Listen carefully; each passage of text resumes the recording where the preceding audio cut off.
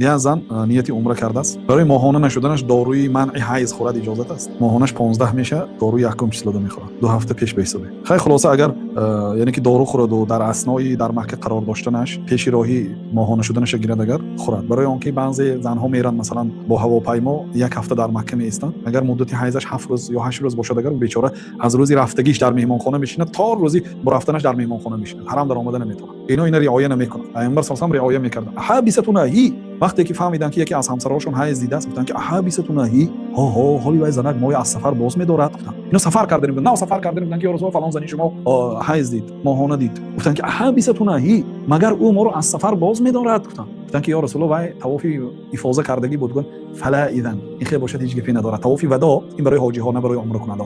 طواف وداع برای عمره ها واجب است، لیکن از زنی حایضه ساقط میشد به شرطی که طواف افاضه کرده باشد. طواف افاضه کرده بود؟ گفت ها بله طواف افاضه کرده بود. گفتن این خیلی باشد وای ما نمیدارد. گفتن سفر کردن میگیریم. مفهوم مخالفش یعنی اگر زن طواف افاضه نکرده باشد وای ما میدارد، ما سفر کردن نمیتونیم بدون این زن. یعنی که زن اگر در وقت عمره یا حج ماهانه شود و حال ارکان‌های حج و عمره رو تمام نکرده باشد، مسافرها رو باز می‌دارد از سفر. و در زمان ما من تیپ ترقی کرده است، بعضی داروها برآمده است که اگر زن استفاده برد پیش راه حیضش میگیرد، ولی اینا بسیار استفاده کردن ممکن نیست. این در همه حالت‌ها ضرورت به استفاده میکنه. اینا به شرطی که پر رو اگر حیض کنده شود و میتواند به ملال طواف کند، صفا و مروه کند. والله تعالی اعلم.